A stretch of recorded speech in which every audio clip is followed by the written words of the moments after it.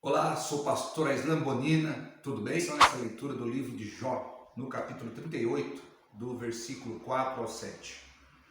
Deus falando: Onde estavas tu quando eu fundava a terra? Faze-nos saber se tens inteligência. Quem lhe pôs as medidas, se tu o sabes? Ou quem estendeu sobre ela o cordel? Sobre que estão fundadas as suas bases? Ou quem assentou a sua pedra de esquina, quando as estrelas da alva juntamente alegremente cantavam e todos os filhos de Deus rejubilavam? O quê? Está falando de cantar, de música, antes da terra ser fundada? É sobre isso que nós falaremos hoje. Seja bem-vindo a mais um A Mesa com o Pastor. Muito bem.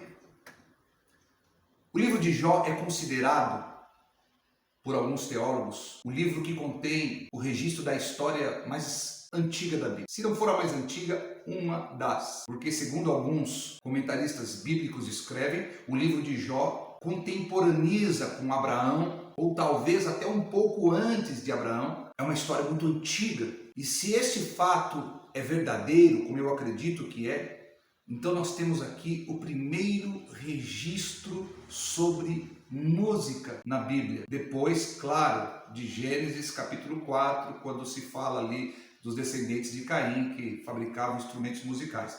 Mas nós temos aqui um dos registros mais antigos da música na Bíblia. Até porque está se fazendo uma referência à música antes da fundação do mundo. O que nos mostra que antes que a terra existisse, antes que tudo que nós vemos e vivenciamos existisse, o céu já era cheio de música. Agora, veja as marcas de Deus na música, a assinatura de Deus na música. Perceba como a música não é algo humano, mas é algo que veio de Deus. A música tem 7 notas musicais: Dó, Ré, Mi, Fá, Sol, Lá, Si. E nós sabemos que o número 7 é a marca registrada de Deus.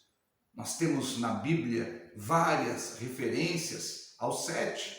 Deus ordenou ao povo de Israel que descansasse no 7º dia. No capítulo 12 de Números, quando Miriam peca contra Deus, contra Moisés, ela é castigada e Deus ordena que ela fique 7 dias fora do arraial. Quando Naamã se vem buscar a cura através do profeta Eliseu, no 2º livro dos Reis, no capítulo 4, o profeta ordena que ele mergulhe 7 vezes no Jordão. Quando você vai lá para o Apocalipse, falando sobre a ira que Deus desencadeará sobre a terra no período da grande tribulação, nós vemos ali Deus, o Cordeiro de Deus, Jesus, abrindo os 7 selos, os anjos tocando as 7 trombetas e derramando os 7 cálices da ira de Deus. Então perceba que o número 7 é uma das marcas, uma das assinaturas de Deus, e ele está na música. Uma outra marca de Deus registrada na música é a infinidade de possibilidades na música. Assim como Deus é eterno e assim como Deus é infinito, a música, apesar de ter apenas 7 notas musicais, destas 7 notas vertem outras dezenas, e por que não dizer centenas, e por que não dizer milhares de notas e subnotas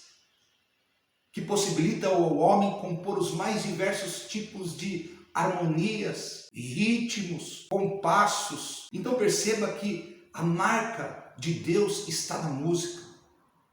Agora, é importante nós entendermos o propósito da música. Será que a música é para qualquer coisa? Será que a música é para ser usada de qualquer jeito? Não. Aqui diz que os anjos, aqui referido como estrelas, tá? Estrelas, nesse contexto aqui, é uma linguagem simbólica para os anjos, tá? Quando as estrelas da alva juntas alegremente cantavam e todos os filhos de Deus, veja aí, os filhos de Deus nesse contexto são os anjos. Então aqui é uma poesia hebraica, eles têm esses paralelismos aqui. Então diz que quando Deus estava lançando os fundamentos da terra, os anjos cantavam e rejubilavam. O que nos revela que a música tem o propósito de se alegrar com os feitos de Deus, expressar alegria com o que Deus realiza. A música tem o propósito de proclamar o que Deus está fazendo. E isto traz alegria para a criação. Mas quando nós olhamos hoje para o mundo que nós vivemos e você olha ao redor e você vê o que estão fazendo com a música, é horrível. A música hoje é usada para exaltar e fazer apologia ao crime. A música hoje é usada para exaltar e fazer apologia à sensualidade, à sexualização barata, como é o caso do funk, como é o caso do rap. E eu não estou falando do ritmo, eu estou falando do que estão fazendo com a música. Quando você olha para, por exemplo, o rock and roll, que enfatiza sexo, drogas e rock and roll, que pregoa a libertação, a rebelião, a anarquia, no caso do punk rock. E quando pegam as músicas e usam as músicas para manipular as pessoas através de uma propaganda, de um comercial, de um programa de televisão, para cativar os consumidores, enfim. Hoje, a música, de maneira geral, está sendo usada completamente fora dos seus propósitos.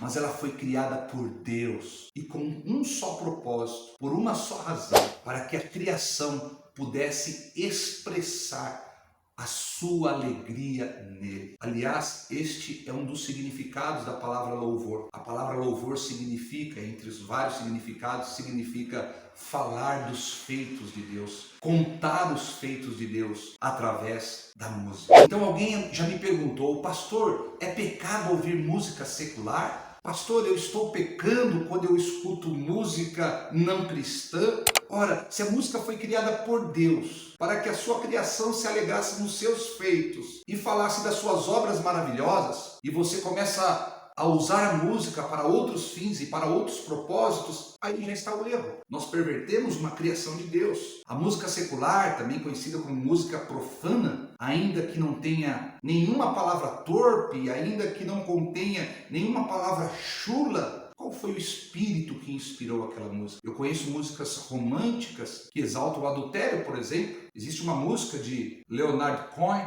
que se chama Aleluia. Se eu não me engano, ela foi usada naquele desenho Shrek, se não me falha a memória. E muitas pessoas até hoje a tocam em seus casamentos, mas a versão dela em inglês, original, composta por Leonard Cohen, exalta o adultério entre Davi e Batseba. E as pessoas muitas vezes cantam as músicas românticas acreditando que só porque contém a palavra aleluia está falando algo muito bom, e não está. Então, ouvir música secular pode fazer com que você macule a tua alma, macule o teu espírito, e o principal de tudo, você não está glorificando a Deus através dela. Porque lá em 1 Coríntios capítulo 10, versículo 31 diz, quer comais, quer bebais, ou façais qualquer outra coisa, faça-se tudo para a glória de Deus.